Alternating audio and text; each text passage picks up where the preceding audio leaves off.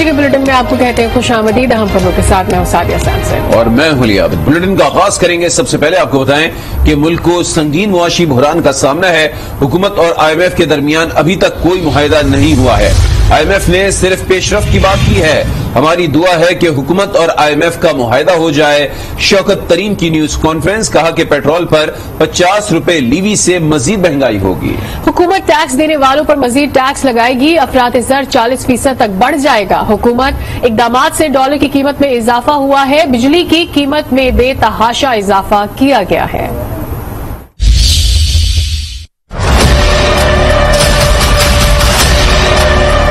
ہم بہت ہی سیریس قسم کے اکنامک کرائسس کی طرف جا رہے ہیں. ابھی تو MEF ہی نہیں آئی تو ان کو کیسے معاہدہ سامنے آ گیا یار. حکومت اور IMF میں کوئی معاہدہ نہیں ہوا. دعا ہے کہ IMF اور حکومت میں معاہدہ ہو جائے. شوکت ترین نے حکومت پر تنقید کے ساتھ ہی دعا بھی کی. نیوز کانفرنس میں سابق وزیر خزانہ شوکت ترین نے کہا پیٹرول کی قیمت بڑھنے سے مہنگائی میں بدترین اضافہ ہوگا. ہم بہت ہی سیریس قسم کے اکنامک کرائسس کی طرف جا رہے ہیں. ابھی تو MEF ہی نہیں آئی تو ان کو کیسے معاہدہ سامنے آ گیا یار. 50 روپے پہ یہ پیٹرولیم لیوی لینے جا رہے ہیں. طوفان آ جائے گا مہنگائی کا. اس سے بے روزگاری ہوگی. روس کے پاس جاتے ان سے سستا تیل لیتے. شوکت ترین کا کہنا تھا کہ حکومت ٹیکس دہندگان پر مزید ٹیکس بڑھائے گی. یہ بالکل وہی کریں گے جو پہلے کرتے رہے ہیں. یہ ٹیکس جو پے کر رہا ہے اس پہ اور ٹیکس لے رہے ہیں. انہوں نے ریٹیلر کو بہت بڑے طریقے سے پروٹیکٹ کر دیا. ریٹیلر فکس ٹیکس کی طرف چلے گئے. وہاں کیوں؟ یہ ان کی کانسٹیٹوئنسی ہے. یہ ان سے ٹیکس نہیں لینا چاہتے. مزمل حسن بولے IMF نے کوئی لچک نہیں دکھائی. 10 جون کو حکومت نے جعلی بجٹ پیش کیا. جو ابھی IMF کے ساتھ جو معاہدہ ہونے والا ہے یہ 28 تاریخ کو ایک دم آئے گا. 10 تاریخ کو خانہ پوری بجٹ تھا تو 28 تاریخ کو وہ بغیر ڈیبیٹ ہوئے جو ہے وہ پاس ہو جائے گا. اور اس میں جو ہے بہت ساری لینڈ مائنز بچھائی گئی ہیں. انہوں نے IMF کے ساتھ وہ چیزیں کر دی ہیں. IMF نے تو کوئی لچک نہیں دکھائی اور انہوں نے ساری لچکیں دکھا دی جس سے جو ہے عوام پہ بے تحاشا بوجھ پڑنے والا ہے. PTI رہنماؤں کا کہنا تھا کہ موجودہ حکومت 1 قدم آگے بڑھتی ہے اور 2 قدم پیچھے جاتی ہے. IMF پروگرام جاری رکھنے اور قسط کی ادائیگی کے لیے پاکستان کو مزید کڑی شرائط کا سامنا ہے. ذرائع کے مطابق پاکستان کو بجٹ میں مزید ٹیکس لگانے، پیٹرولیم مصنوعات پر سبسڈی ختم کرنے کے احکامات دیے گئے ہیں.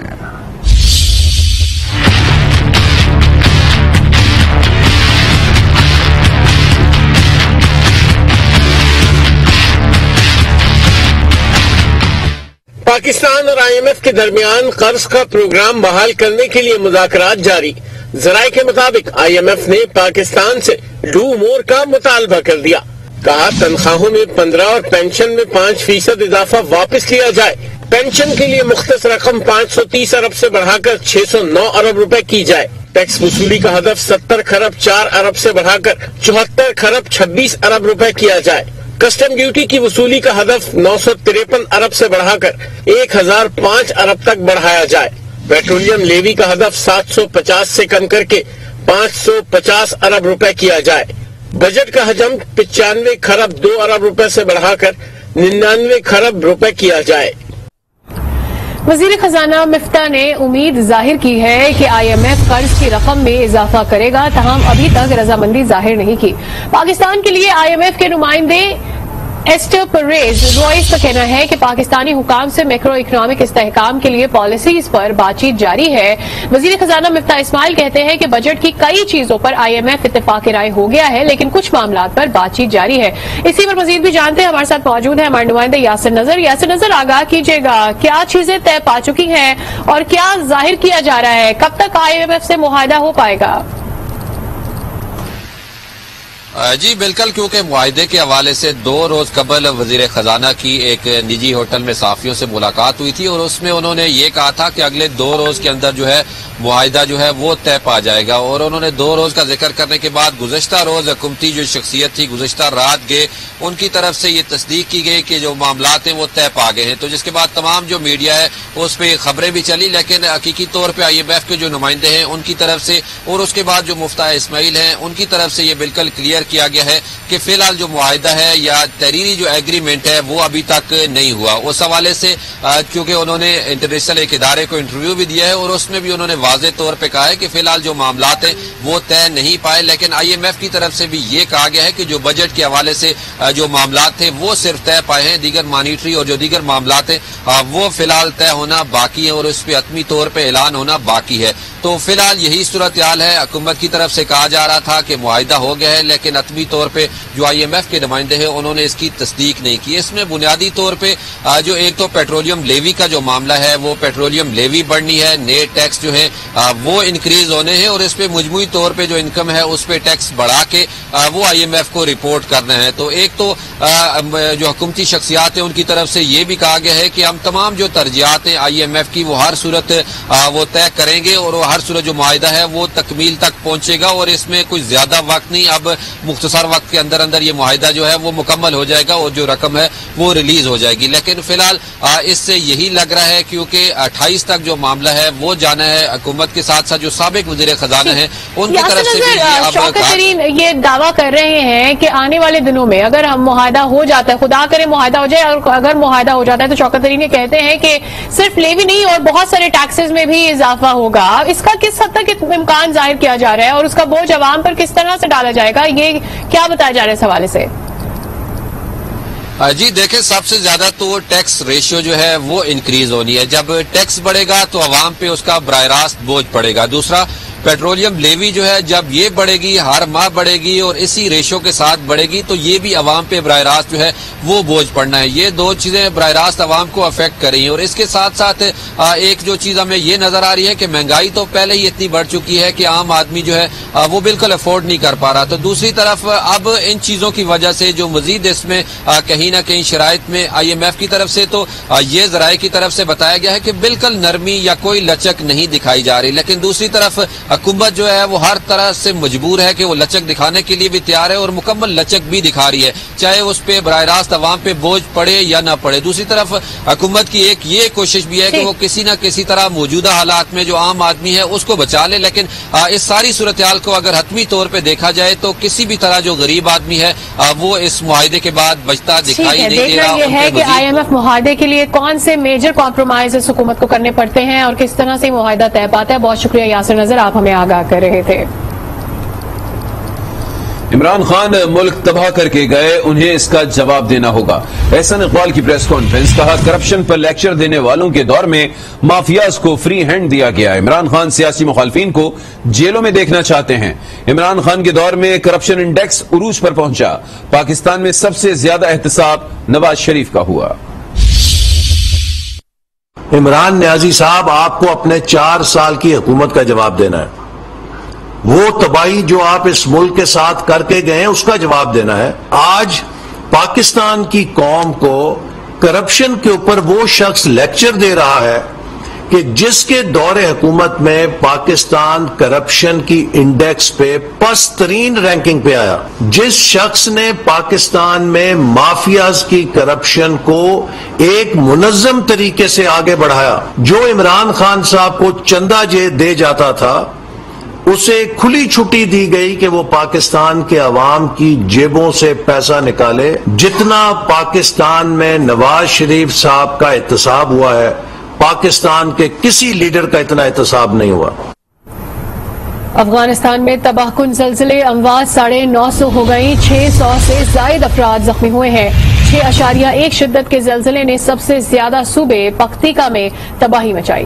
زلزلہ خود سے تقریباً 44 کلومیٹر کے فاصلے پر 51 کلومیٹر کی گہرائی میں آیا۔ حکام کے مطابق ننگرہار، لغمان، غزنی، میدان وردک، لوگر میں بھی زلزلے کے جھٹکے محسوس کیے گئے ہیں۔ امدادی کارروائیاں جاری ہیں، ہیلی کاپٹرز کے ذریعے زخمیوں کو اسپتال منتقل کیا جا رہا ہے۔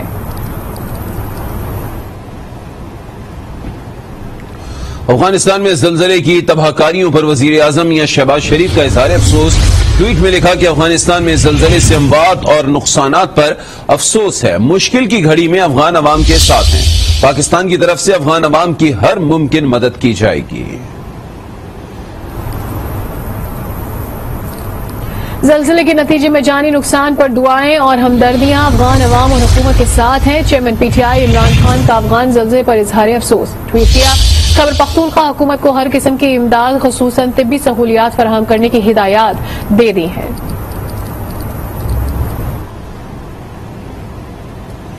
پارلیمانی کمیٹی کے سر نو تشکیل نہ ہونے پر اجلاس قومی سلامتی کمیٹی کا ہوگا.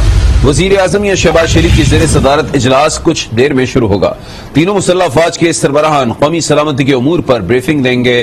اعلی عسکری حکام کالعدم تحریک طالبان سے معاہدے سے متعلق بات چیت پر اعتماد ملیں گے. اعلی عسکری حکام کالعدم تحریک طالبان سے معاہدے سے متعلق بات چیت پر اعتماد ملیں گے. اجلاس میں داخلی سلامتی اور قومی سلامتی کے امور بھی زیر بحث آئیں گے.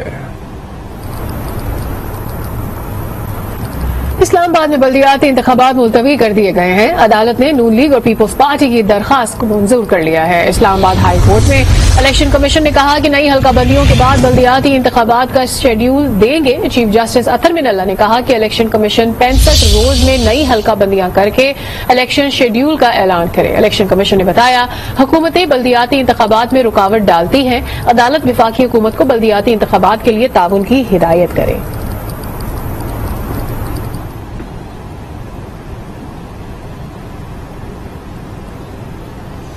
تحریک انصاف نے پنجاب اسمبلی کے حوالے سے گورنر کا آرڈیننس لاہور ہائی کورٹ میں چیلنج کر دیا ہے. موقف اختیار کیا کہ گورنر کو پنجاب اسمبلی کا اجلاس باہر بلانے کا اختیار ہی نہیں. آرڈیننس سے سیکرٹری اسمبلی کے اختیارات محدود ہو گئے. اجلاس نوٹیفائی یا ڈی نوٹیفائی کرنے کا اختیار سیکرٹری قانون کو دے دیا گیا ہے. گورنر کا جاری کردہ اختیار رولز آف اسمبلی سے متصادم ہے. عدالت سے استدعا کی کہ ایوان اقبال میں بلائے گئے اجلاس کو کالعدم قرار دیا جائے.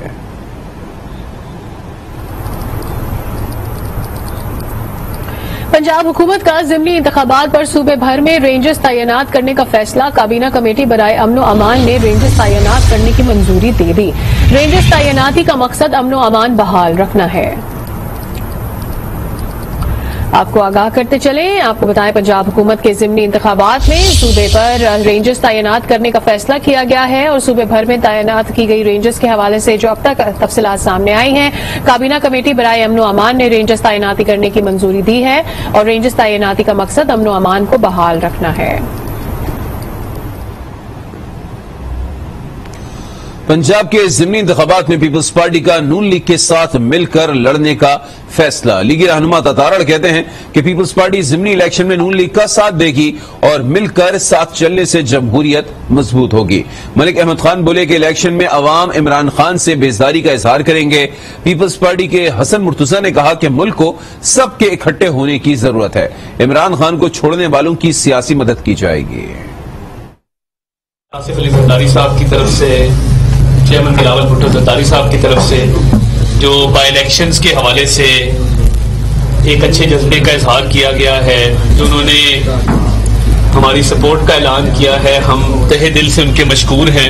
نون لیگ کے امیدوار سابقہ اور جو سٹنگ پی ٹی آئی کے لوگ پارٹی چھوڑ کر ہمارے پاس آئے، وہ ایک کشتی میں اب سوار ہیں. الیکشن پی ٹی آئی کے لیے بڑا ٹف ہوگا. پارٹی کا ڈسٹرس تو پہلے بڑا واضح طور پہ نظر آیا کہ چاہے وہ وفاق میں ان کی پارٹی تھی، پیپلز پارٹی اور مسلم لیگ کا متفقہ طور پہ یہ ریزالو ہے کہ ان کینڈیڈیٹس کے لیے ہم اپنی میکسیمم پولیٹیکل سپورٹ جو ہے وہ ان کو ایکسٹینڈ کریں گے. ہماری ٹکٹ پہ وہ لڑ رہے ہیں، پیپلز پارٹی کے سپورٹڈ ہیں. وہ ہم اکٹھے ہوں اور ان غیر جمہوری قوتوں کا مقابلہ کریں جو ہر دور میں ایک نئے روپ میں سامنے آتی ہیں، جنہیں ڈی سیٹ کیا گیا، جنہوں نے جمہوریت کا ساتھ دیا، جنہوں نے عمران خان کی آمریت کو چھوڑ کر جمہوریت کی طرف آئے. بلدیاتی امیدواروں کو وجہ بتائے بغیر کاغذات مسترد کیے جا رہے ہیں. ریٹرننگ افسران کا متعصبانہ رویہ قبول نہیں. ووٹر لسٹیں بھی فراہم نہیں کی جا رہی. امیر جماعت اسلامی کراچی حافظ نعیم الرحمان نے پریس کانفرنس کی اور کہا کہ ریٹرننگ افسران کی صورت میں پارٹی ورکرز بٹھا دیے گئے ہیں. یہ نہیں چاہتے کراچی میں بااختیار شہری حکومت آئے. حکومت جان بوجھ کر ایسی فضا بنا رہی ہے کہ الیکشن ہی ملتوی ہو جائے. سندھ حکومت پوری طریقے سے اس وقت انفلوئنس کر رہی ہے الیکشن کمیشن پر، اور جو آر او کے تقرر کیے گئے ہیں ایسا لگ رہا ہے کہ تعصب کی بنیاد پر اور سیاسی بنیاد پر پارٹی ورکرز کو آر اوز بنا دیا گیا ہے بغیر کوئی خاص وجہ کے. لوگوں کے فارم ریجیکٹ کیے اور اس کے بعد آج تک کی یہ صورتحال ہے کہ اس وقت بھی آرڈر نہیں دیے انہوں نے کہ میں نے کس بنیاد پر اس اسکروٹنی میں آپ کو ریجیکٹ کیا ہے. اس کا مطلب یہ چاہ رہے ہیں کہ جس طرح انہوں نے اندرون سندھ میں 30% لوگ اپنے ان اپوز لے آئے اور کہہ رہے ہیں کہ پیپلز پارٹی بہت بڑی مقبول پارٹی ہے، اب یہ کراچی کو بھی گاؤں بنانا چاہتے ہیں، اپنے وڈیرہ شاہی کو اس پر مسلط کرنا چاہتے ہیں. انتخاب اس لیے نہیں کرانا چاہتے کہ بلدیاتی اختیارات کا مسئلہ ہے اور اختیارات کو دینا نہیں چاہتے. اس کا مطلب یہ ہے کہ یہ تینوں چاروں جماعتیں مل کر نہ بلدیاتی الیکشن کرانا چاہتے ہیں اور نہ ان کو کراچی سے کوئی غرض ہے کہ یہاں پر کوئی بااختیار بلدیہ کا